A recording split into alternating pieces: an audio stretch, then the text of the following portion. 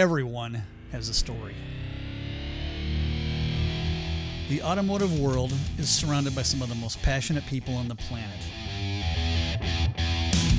There's builders, collectors, and craftsmen who all have something to tell.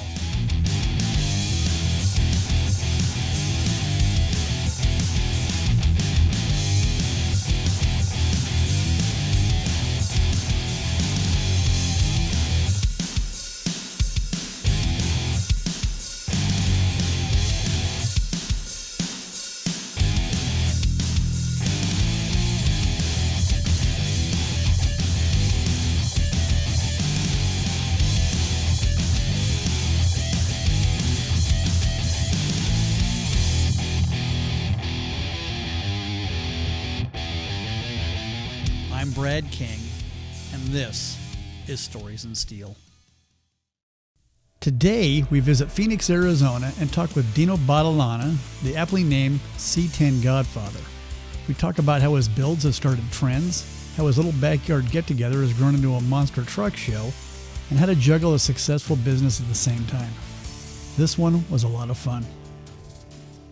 No, and I do. I feel underdressed. I didn't bring enough ink. Gosh, just give me a few before you leave. We'll see if we can scratch something on you real quick. Awesome. I'm looking forward. Man, especially the Chevy Only one. We'd like to see that on you. Can we do a Mopar? I don't think they make ink for a Mopar. No, they don't. It's nothing that's spelled right anyway. How you been? I'm good. Pretty stoked. I appreciate you guys coming out to the Chevy Only Honeycomb Hideout, you know? I've been looking forward to this one because I've known you for years. You've been kind enough to pretend you know me. But man, sitting here, it's this is amazing. We're in the back of your shop, which is a phenomenal thing. We need to talk about that too. I'd like to kind of get into what you do a little bit with the appliance repair. And it's kind of funny. I've talked about that a few times. Like, I never intended to be in the appliance business. It worked out where I was really always just doing car stuff. And I worked at a shop where I worked in the truck business, and I was fixing some stuff and doing that kind of junk. And I got laid off, and I went down the street, and a good friend of mine, Paul Zeller, which is really like my second father, probably one of the best guys on the planet, a true mentor for me, you know. He's 84, and for me, that generation of men is probably the best ever. I mean, they'll fight, they're proud of their country, they work hard, I mean, they're just good men. But so Paul gave me a chance to hire me, and I went in there one day, and I had this super long Fabio hairdo, I mean, which is hard to believe. But I walked in there, and it was always one of these things I had to touch it and pull it back. So Paul looks at me, and it's a Saturday, and I had just left the job, and he pulls his glasses down, and he goes, "Cut the hair, you can come in on Monday to work." And it was right before the holidays, so I went home and cut all my hair off, and I went back to work for him.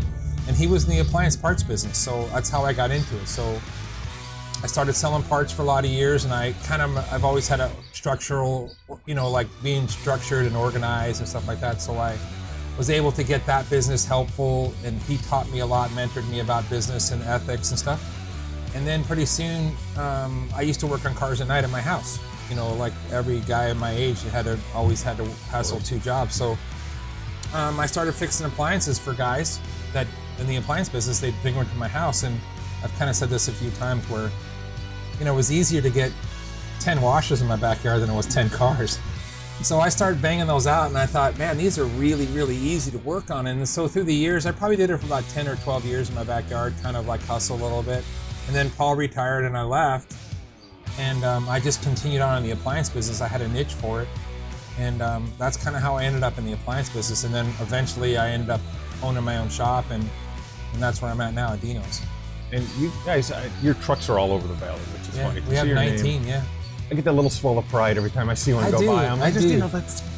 I told you kind of how I did that at first. You know, only started with 4, and we kind of touched on that just for a few minutes. Like where when I first started, it was 08, and the bubble had popped, and I'd already committed to doing this. And I took one extra van that I had, which must have had 300,000+ miles on it, but I slicked it all up and made it look like it was new.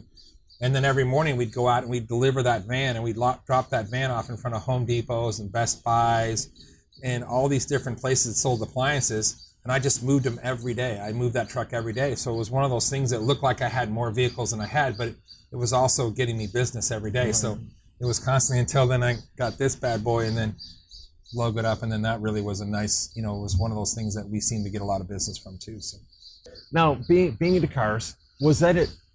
It's funny. There's got to be overlaps if you're working on cars, working on appliances, anything mechanical. There's kind of an overlap. Do you think one help kind of guide you in a way?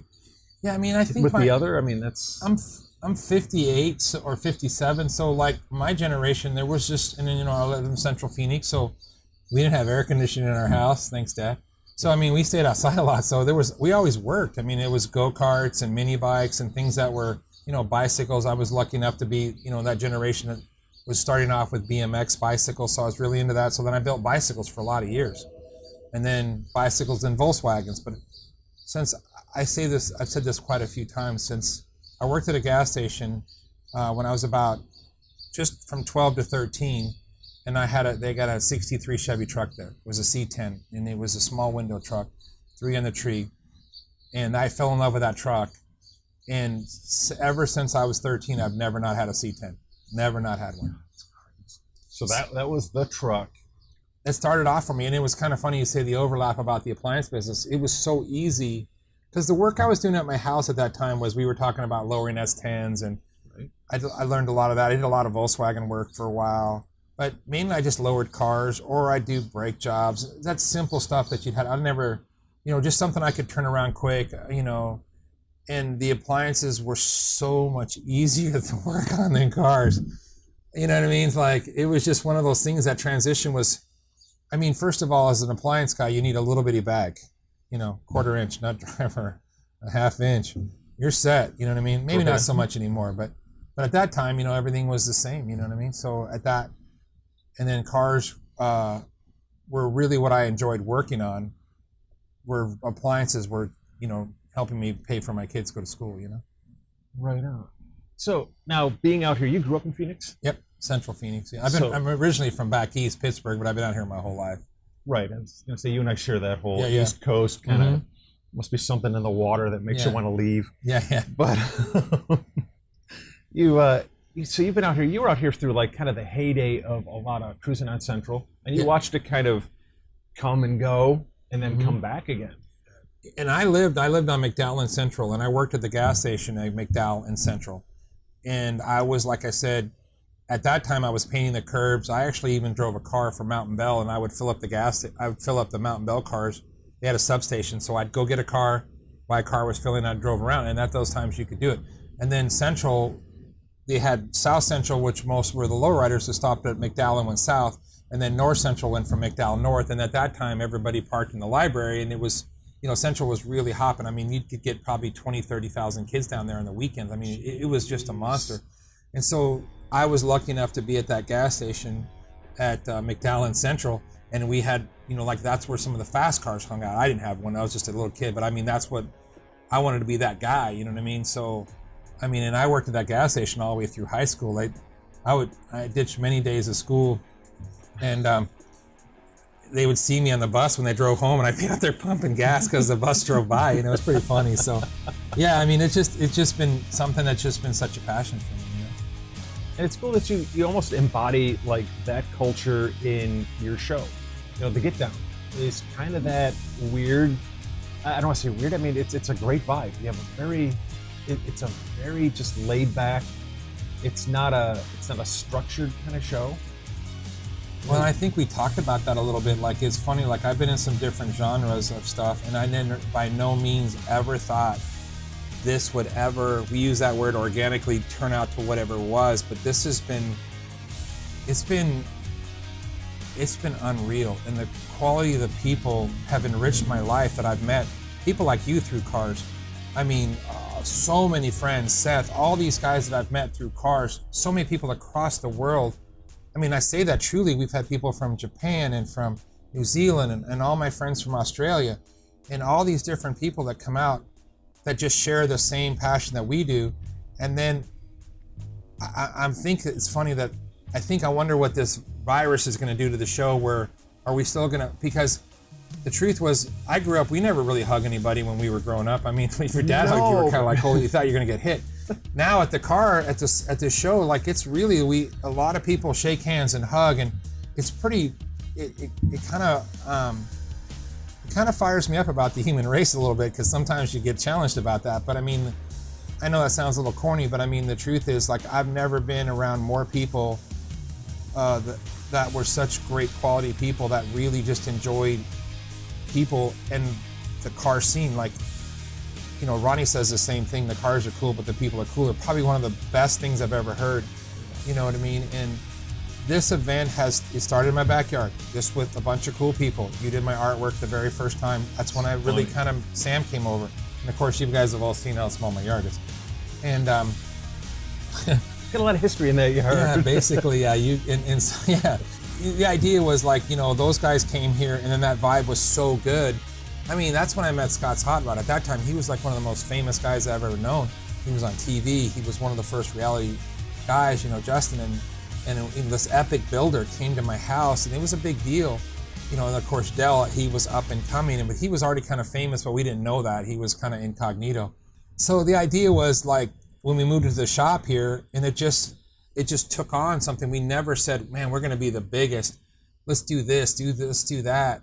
It just kept growing. And then unfortunately, I'm a giant think tank, a lot like you. Like, I love that you spitball and you, like, stuff comes out of your head that I'm like, I never thought of that. So, like, when we get together, yes. I mean, our heads will start spinning, you know, because we're just, you know, like today we'll probably talk a lot, but I mean, great conversations. Yeah. So it just has gone into this whole different, you know, if we could talk about this year, like we were just talking about, like last year we had 1,600 plus cars on the first wave, about 55 vendors. And right now we're already at 80 something vendors with some really, really, really good vendors. I don't want to start naming people because I'll forget somebody, and all you guys, every one of you guys were super important.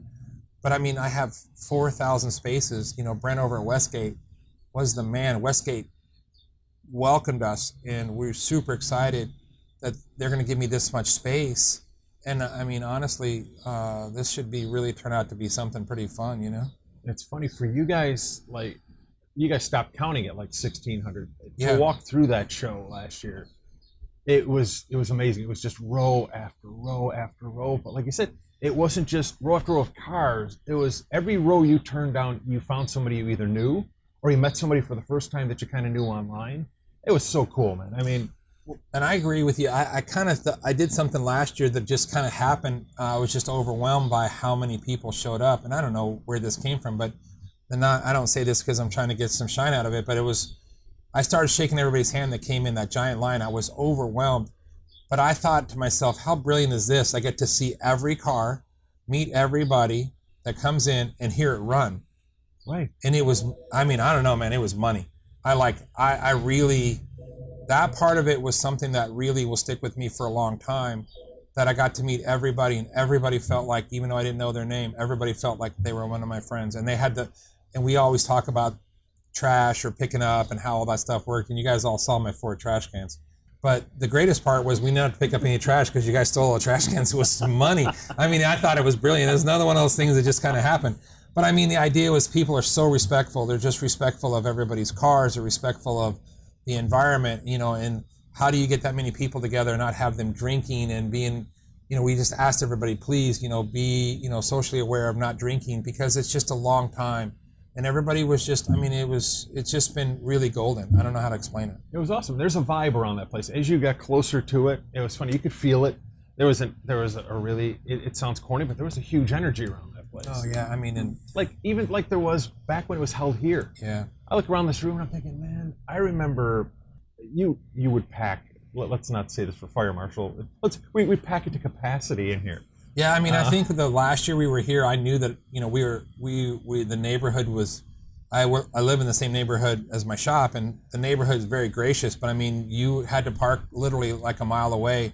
A place that would probably only maybe get whatever, we had close to 3,000 or 4,000 people here, and it was all black shirts, and it was fun, and that was when my brother was cooking all the meatballs, and I mean, like, there was so much epic that was here, especially for a guy like John Oro and all those guys that, you know, Sam Castrone, those guys that were the first guys that were at my house. Well, John really wasn't, but Sam was. But then John came in and played a giant part in this whole thing. You know, John, as we call him, our president. But, you know, those kind of guys, those individuals that came in and just got the guys from California to come out, and then we started getting late.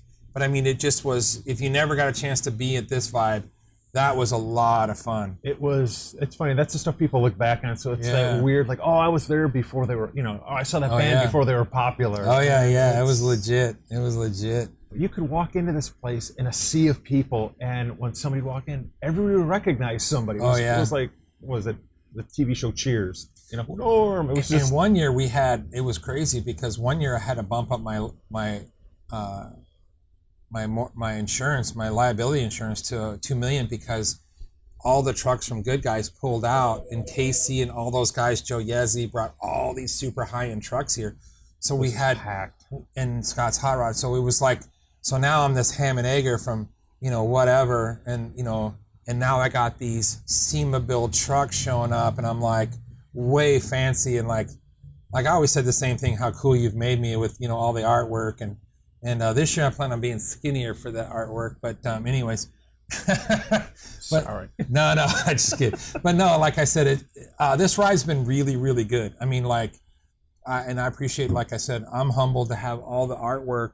I'm proud of it. I've sent that artwork all over the world. I'm humbled. This is, for me, those shirts are everywhere. This is so weird to walk in here every time. Like, it's a weird sense of pride, and kind of like, you don't have to do that. And I like the fact that we talk about that. Last year's shirt's going to be hard to top with the cat and all the hidden stuff you put in there. But the truth was, like, all that's just, you give Brian a little bit of an idea, and then you just throw the line out, and that hook will get sent, and then you'll never. There's a few guys that always beat your expectations, and Brian's one of them, Thanks, man. Yeah, always. I mean, I just try to keep up. Yeah, I mean, it's legit. I'm going to probably say that too many times now, but anyways. I just want the art to be as cool as the event is. And yeah. You got a challenge this year. It's going to be a tough one. Now, when it moved from here, the first time it was really off-site was at Big Surf. You went to Big Surf, and Big Surf was a... I thought it was iconic. I thought it was going to let us hold it, and I thought it was going to be big enough, and we actually... You outgrew that before that day was over. Yeah, it was kind of if anybody lived in Phoenix knows that Big Surf was a cool spot to have car shows, and even though it had 800 spaces, I kind of goofed that up a little bit, because we had groomed a big area for more overflow cars, but somehow a big tractor trailer blocked that whole entrance, and we couldn't get to that yard. That was the ridiculous part. So we made everybody walk 1,000,000 miles away, and I said, I was lucky enough that actually Dirty Dingo was the guy that threw my name in the hat to Brent over at Westgate, and then he called me, because we were really going to the racetrack. We were going to go out to Wild Horse Pass, which we just could not build a bridge with those dudes. It just took forever, and eventually I'd love to do something with those guys, because they have a great facility, but they were changing hands, so they had a lot of moving parts. There was a lot going on at that time. Yeah, so Westgate welcomed us, and then of course I thought it was a trifecta, because bring your wife, like most guys that come to car shows, they bring their wife, they get the hotel's not so, you know what I mean? Like none of the sheets match or whatever. And it was kind of one of those where here you come in the Marriott's, super, 4-star, and then stuff for your kids to do and all this kind of stuff. So it just worked out like it's a home for us. We're good. And it's like, it still has that backyard kind of family vibe, and that's what I love about it. I don't think there's any gripe there. Nobody has any grief with anybody. You never hear an argument. The only time you hear raised voices if somebody's yelling to somebody they recognize across the lot. It was pretty legit. Or when Solomon keeps bringing those Ford guys in. No, just kidding. We're good with the Ford guys, Solomon. I'm just kidding. But I mean, here's the thing: is like I said, it has just been a dynamic of really good people finding more really good people, and it's been really, that part. I wish I had really a whole bunch of much cooler words to say. That I'm just humbled by it. It was great that my family all helped me at start. You know what I mean? But they all run my business too. So, well, let's Tarantino this a bit. Let's go back in time here. What was your first build? Your first real serious? I think the first thing that I did on the C10 thing was I did the panel truck. So I've had that the longest. And for me, I get rid of cars pretty quick because I love them, and then I want somebody else, and somebody else loves them more, and then they leave. You know what I mean? So I've been lucky, except for this one hasn't left. It's kind of a longer build. So the panel truck was like one of the first ones that I had really kind of where what started like a whole industry of suspension, because I met a guy then named Nate Porter, which is probably one of everybody I think knows. Yeah, I mean one of the most pivotal and iconic. And first of all, he's just a special talent. The guy's really talented. And so I met him. I was across the street from my old appliance shop in Mesa, and he had his dad's garage shop over there, and we started chopping it up about my panel truck. And I had already pancaked a cross member because Paul had knew that was like old hot rod stuff where you take a section and you section it out and then brings the truck down. Well, there was a lot of other stuff, geometry stuff, that at that time I just wasn't. I'm like, yeah, I make it steer, but I mean, what's the steer like? I don't know. What lane do you want to pick? But so then, meeting up with Nate, he just became another nephew to me. I mean, just a prodigy of the source of being so talented and seeing things. So that's how the drop member started. I said, I only want Chevy parts on my truck. At that time, everybody's putting a Mustang 2 rack, but it wasn't robust enough the way I felt like that. You know what I mean? And so Nate was the first guy, and that's the first truck we put the Porterbuilt drop member on. And at the time, man, we were breaking the internet because we were on the truck site then. You know what I mean? And it still has the same Porterbuilt front stop drop member. Crazy though. So we did that one, and then after that, I was hooked, and I bought the next one we did was the 60. It was another 64 truck like this, which is the white one. And then we did a full build for the magazine, and then it took off. And then before you know it, he had to move shops, and he just started crushing it. And then we did one more for the square body. So the truck stuff I've done, I like building all kinds of stuff. Like I built C60s, C10 trucks, and I've worked with lots of different people. Right. But yeah, so like that was the panel truck was like the first one. And I remember we put the 22-inch wheels on there. They didn't even make them for trucks. That's funny. I mean, you innovated and pushed forward on a lot of stuff. It's funny if you look back. I mean, your name comes up so often, or one of your trucks comes up so often. It's kind of like leading a trend somewhere. That's cool, and I like to be associated with a little bit of that because I don't ever build anything for anybody else. I just always have built a truck that I like for myself, and then like I built that crazy dually that I just had that thought, I'm going to make these dually fenders. And I don't have all the skills to do all the stuff. I know my lane, and I stay in my lane about what I do, but if not, I get the right guys. But I mean, most of the trucks we built were in my backyard for probably the first 10 builds. A guy named Joe worked for me, and we just built trucks in the backyard. So I do my part, he'd do his part. He was really a skilled metal guy. I mean, really had skills with metal.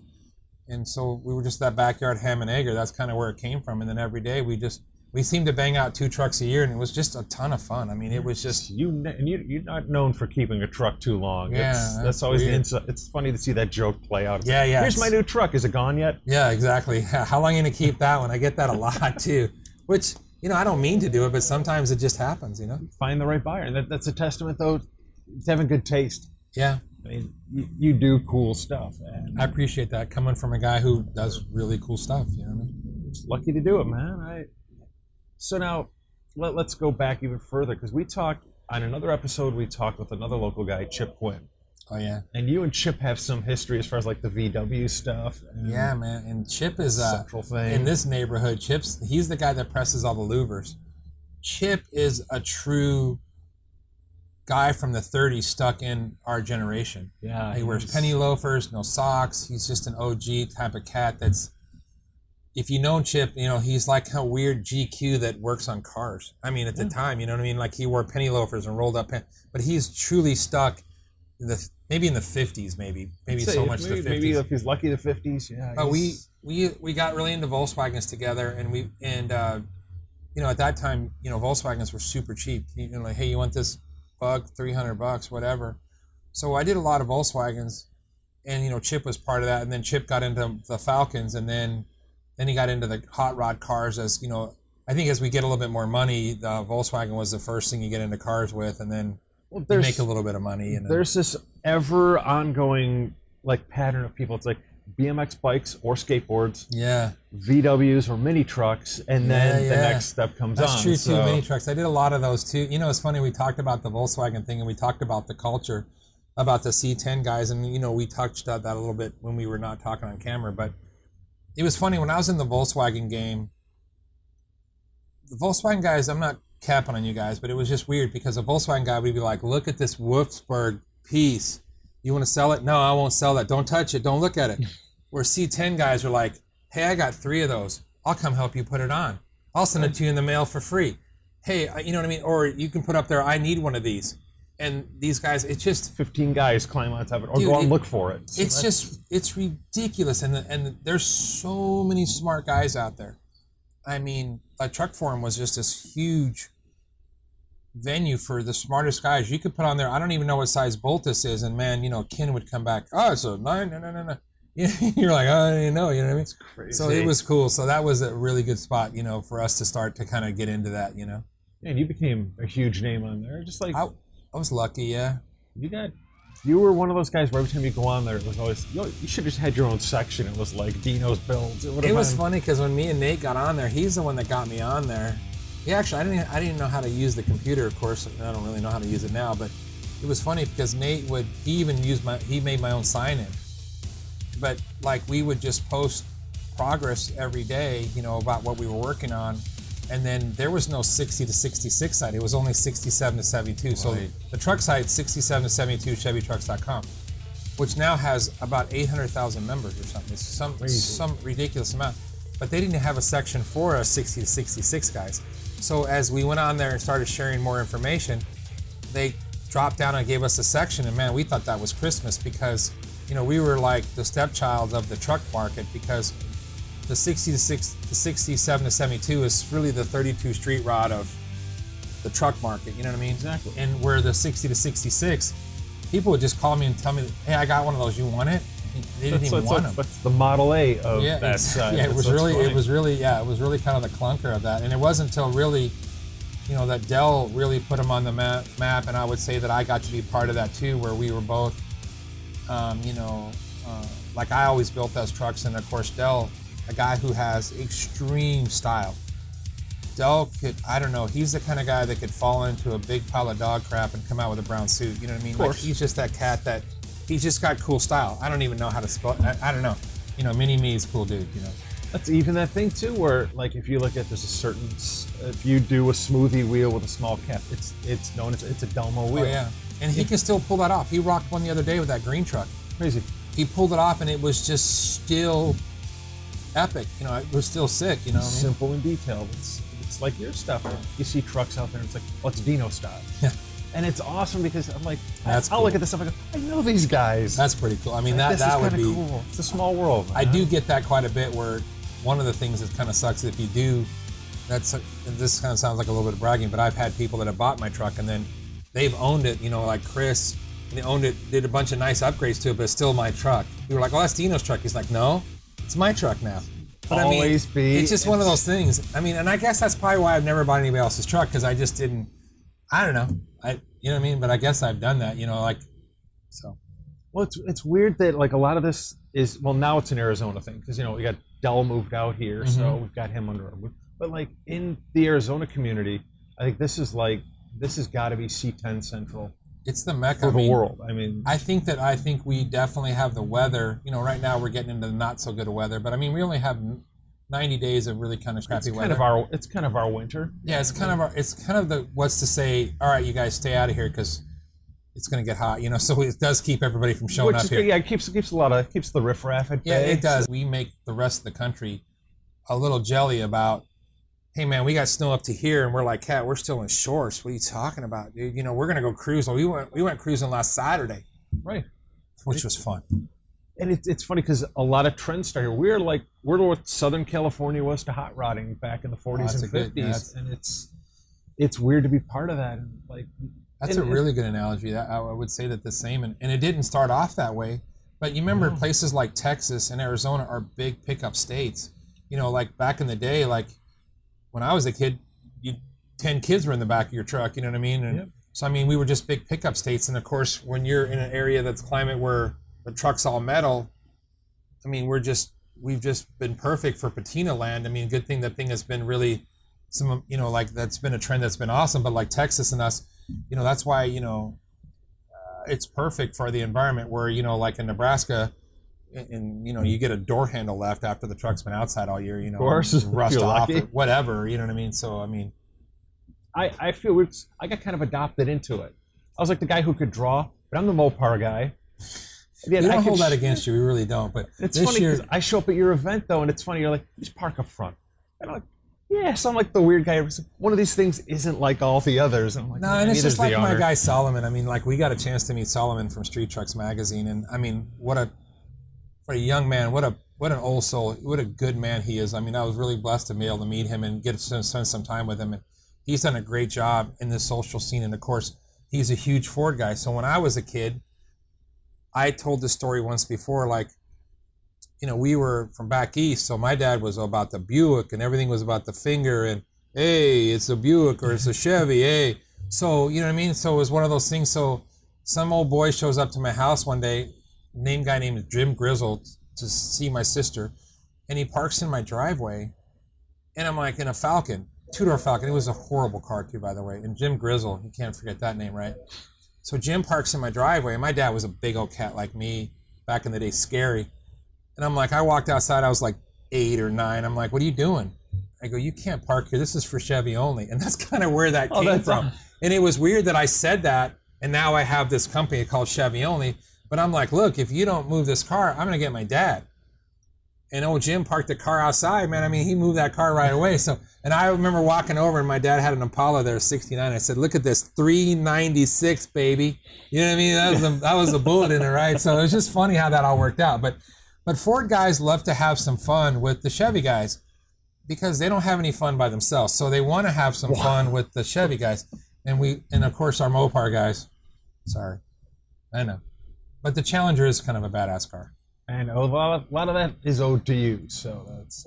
I was lucky to be part of that. When you guys did that in my backyard, that was a really fun time. And there were some super talented guys that came out that, first of all, you were super surprised. You were numb from it. But still kind of numb.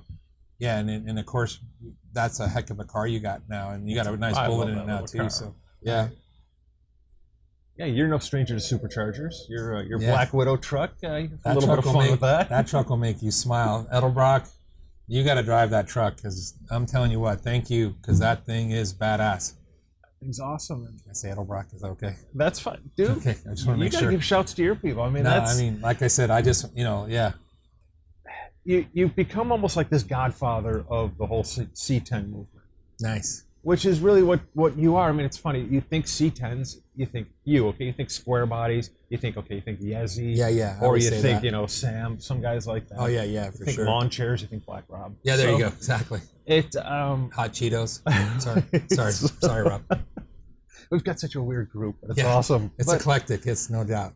So you're making the move now. It's funny. You've gone from, you're known for your truck builds. And as your show and your event, we shouldn't even call it a show. It's an event. Yeah, it is literally, it's a happening, man. And so the way that's going, how do you make that transition from the truck thing and growing up around cars, being car crazy, to sort of like becoming a promoter? Yeah, man, I gotta tell you something. I don't even know how that evolved, but it's just did, and like I think just wanting to have fun and please people and have a good time. And then honestly, to tell you the truth, it's because of the people that come out to this event is why this event is so easy for me to continue on. Like it takes us a full year to plan. And I mean, it really does. Like it used to be before, we'd get super excited about it and it got really close. But now it's a full year with all the hotels and all the different stuff that we're trying to do. But the truth is that's why we went to 2 days, because one day was just not enough. We got to talk about that. We got to talk about what the second day is. Yeah, I mean, the one day was just not enough.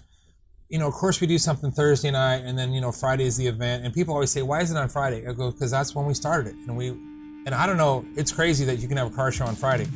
But I think that some of the people couldn't get off on Friday, so that's kind of how. And then plus, we were having so much fun that we wanted to have 2 days out of it. And we're bringing people from so far away. I'm like, why not? And of course, this year we're going to do a swap meet in the morning from 6 to noon. And I'm like, why not? Shouldn't you? I mean, that's what brought most of these guys together anyway, swapping parts. Yeah, I mean, Chevy currently truck parts, but I mean, no Mopar parts. Yeah, no, don't bring your pot holders and stuff. We don't want to see in macrame. Oh, geez. Stop. We're gonna stop. We're gonna frisk you. Unless they're a bow tie, macrame, you cannot bring that. Trust me. You make the other one. I hope somebody has an entire booth with nothing but macrame bow ties. Oh, you know it's on now.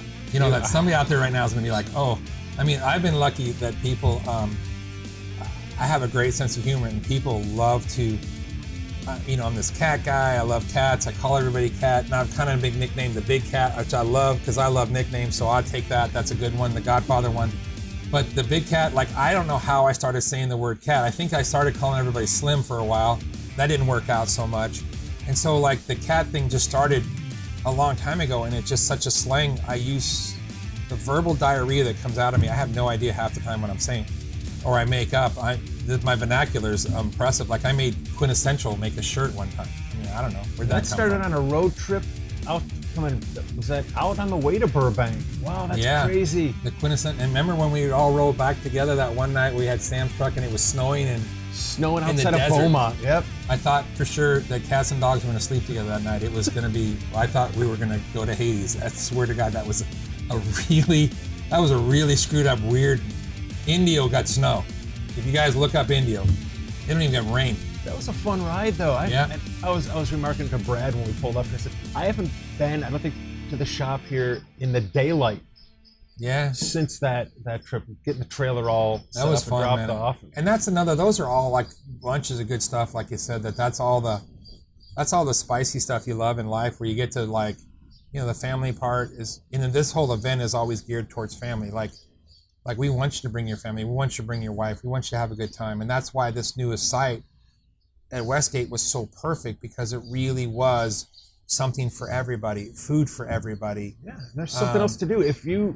If for whatever reason, if you've got a partner that's not really into this, you can't leave your event without feeling like you're part of it. But so these people, if you're not that way, you can wander around and there's a ton of stuff to do and keep you occupied. Like, if the kids get bored, you know, because the adults are going to sit there. Oh, sure. So, I mean, there's a kids zone. I mean, that whole thing is it really worked out perfect. And like I said, I'm super excited about Westgate because it gives us the growth. Like this year, they said, how much space do you need? I said, hey, I need 4,000 spaces. That's a lot, you know. And Westgate's built around the hockey, which I had no idea that we still played hockey. No offense against hockey, but I didn't know we were still playing hockey. That's two shots. That's Mopar and hockey. I know, I forgot. Well, anyways, if there were a team called the Challengers, I just didn't even know we had the Coyotes anymore. I mean, I knew we had Coyotes, but I didn't know they played hockey. But so anyways, it's hard to train them. I'm not capping on you guys. Listen, I'm not kidding you, but that's why they make the game baseball, because it's so much better. But yeah. But so no, the idea was, you know, they've just been so obliging to this area that I needed, and so that whole zone is made for the Coyotes. SEMA's the week before, then it's us, and then it's Good Guys. So it's like another one of those, you know, 3 for 1. So like if you're going to SEMA, bring your truck out here. May as well. We'll store it. We'll help you. Like Hills Hot Rod of those guys. Like we've done that for those guys. And that's, you know, when you get those kind of quality people, you really appreciate it. And like lots of people came from SEMA last year and left their vehicles here. We stored them. We had, you know, we got them everybody wherever they could put them in. And then that'll be cool from SEMA to the Get-Down. And then the Good Guys, and Good Guys out here is Southwest. We partnered up with them a few times. They're good organization. We're always sad that we're on the same day as them, so it's going to be really nice that we're not. But that's also when they pick the street truck of the year. So, and you get to see all the top trucks and cars from that year. All the big winners are there. So. It's a big deal. I mean, and Good Guys still gets 6,000 or 7,000 cars there. You know, it's still really big. And you still got the auto crossing and everything like that. If you want to get that last hurrah before, that's kind of the last show of the season. Kind of, yeah, absolutely. So, I mean, I think it's going to be really nice. We're going to have a hell of a November. I can tell you that. That's going to be crazy. My daughter was really serious about the social distancing, so I had to take it very seriously. Plus, I want to take it seriously. So our service guys are taking it very seriously because it's really serious to do. I mean, it's really good not to control this virus and everything. I didn't really watch the news much, only because I didn't want to get on the hype, and I really just wanted the real facts. Or get swayed one way or the other. So I'm hoping that by the time we get through summer at 175 degrees here, I don't think there will be a virus that will live through any of our summer here. And if it did, it's a bad mother. No gloves going to stop it. That's for real. True.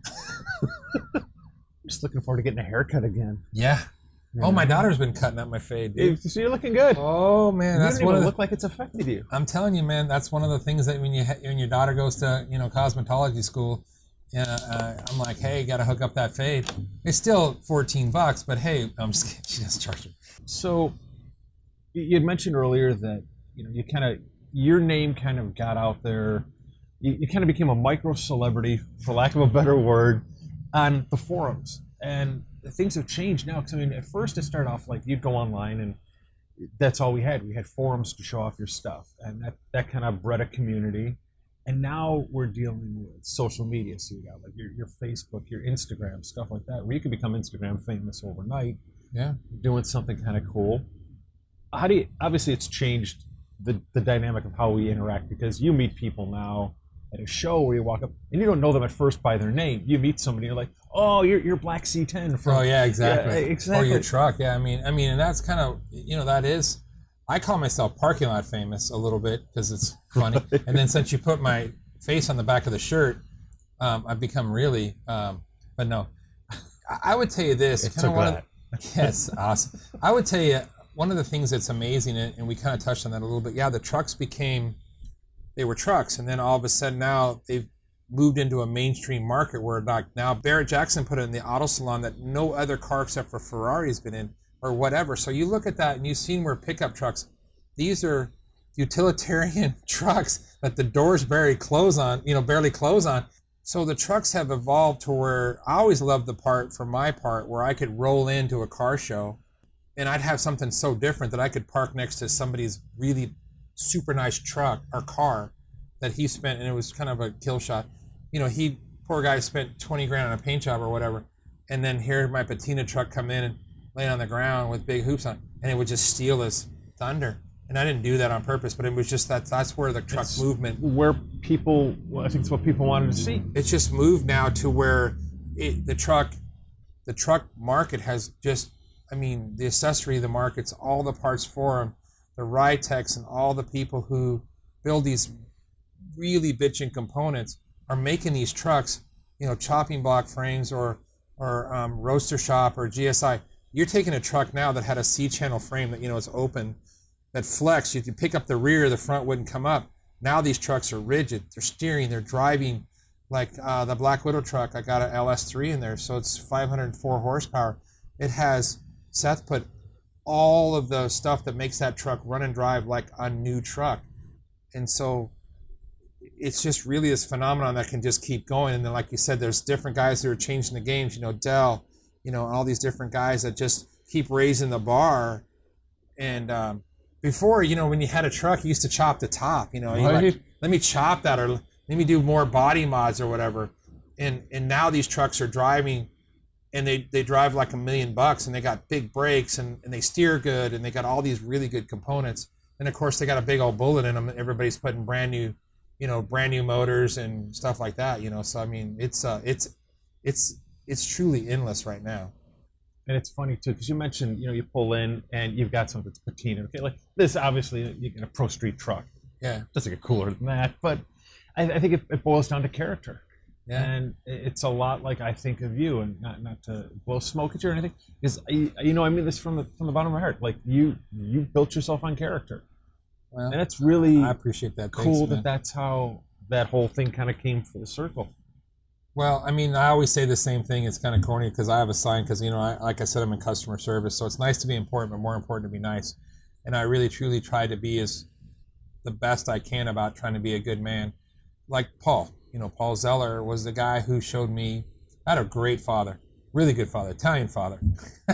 You know what I mean? Hey, so he's a good man. Listen, if you know how you grew up, then yeah, okay. You know what I mean. So but at the same time, Paul was the guy that I got to work with from. Honestly, I knew Paul from probably when I was 8 or 9 years old, all the way up, and his son was like my little brother.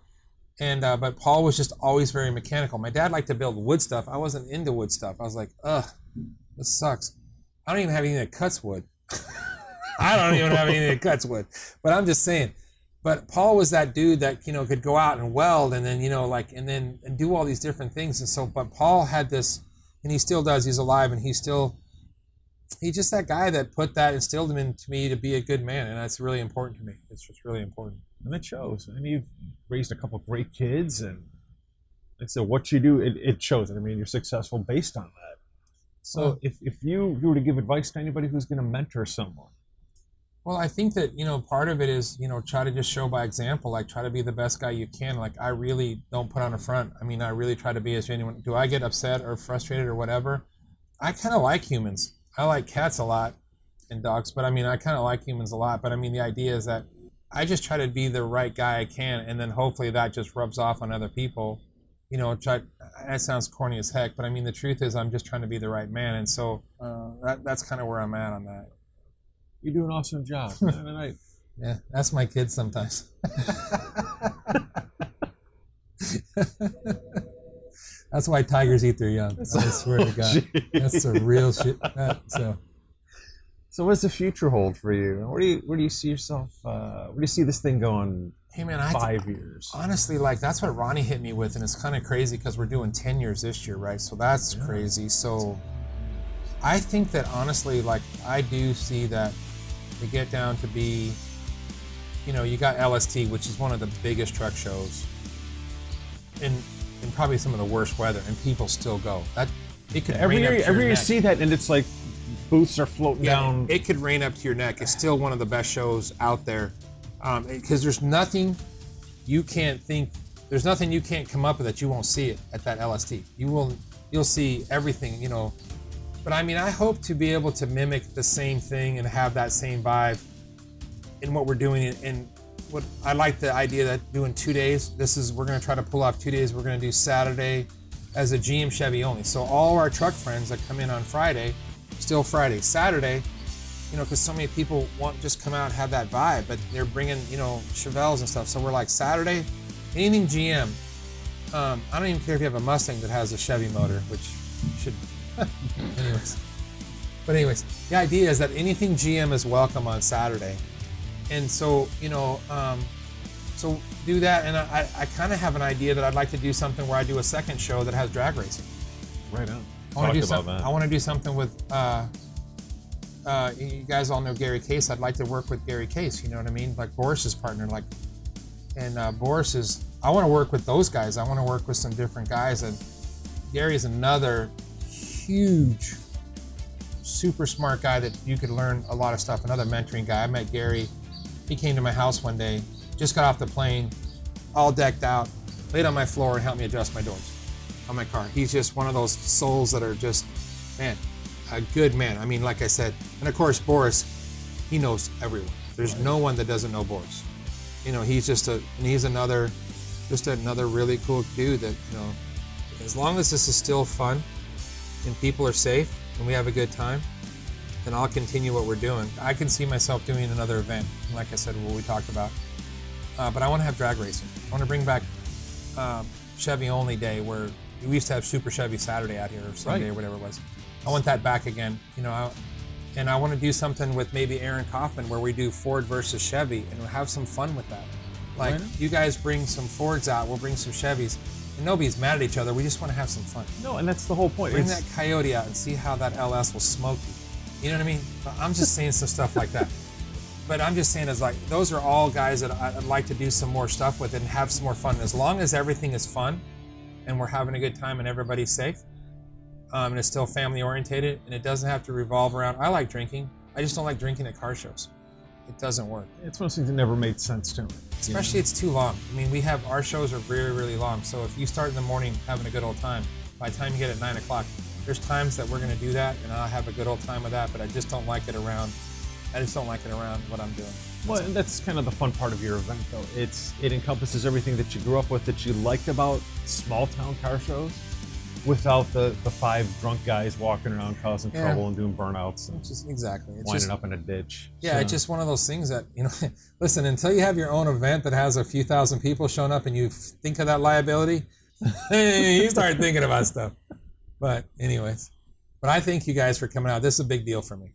It's a big deal for me. Man, it's a big deal. I mean, here we are in my own backyard, the Honeycomb Hideout, or AKA the Dino's Appliance.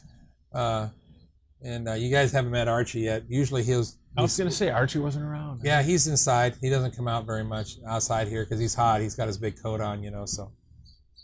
But I want to thank you. I mean, not just for this, but for years of friendship, man. You listen, are like an I awesome told, human being. I've said that a million times. You've made me so cool, and just like what spins around inside your head that comes out. I love every part of that. I love just giving you some kind of an idea, and then you spool that stuff up, and you do all that. And those shirts are all over the globe. That's what's We've sent crazy. them everywhere. Thank you for that opportunity. We have friends in Iraq that came out. We have, I don't know any place.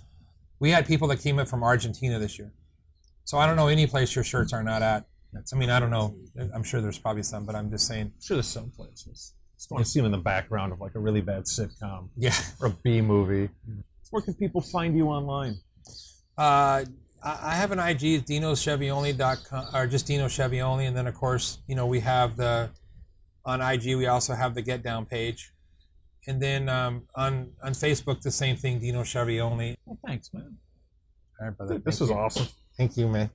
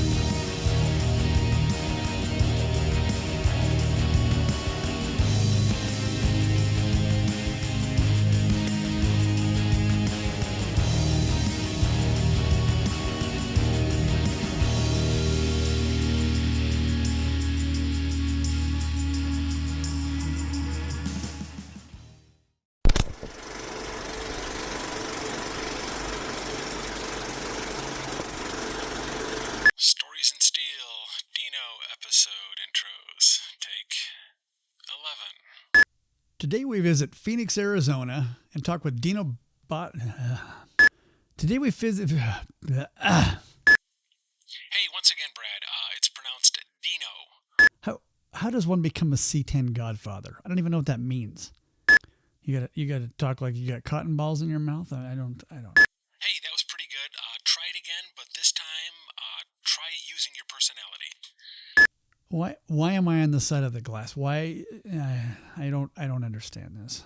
Get over on your side. Let me stay over here. I'll run this thing. No. Dude, you gotta... The gist of the joke is that it's not green. Okay, once again, I belong on this side of the glass. You belong on that side of the glass. Yeah, I'll run this side. You stay on your side over there. Wait, I thought you were doing the intros this week. All of this is really confusing. Oh, crap. Was I supposed to hit record? Yeah, I don't know. I don't know why. I don't know. Man, that was really good. Try it again, but totally different.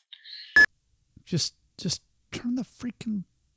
Hit record. Turn the button on. Don't touch anything that's mine. Leave it alone. I'll be over there in a second. Man, you really make it look harder than it is. For more stories and podcasts, go to www.round6pod.com.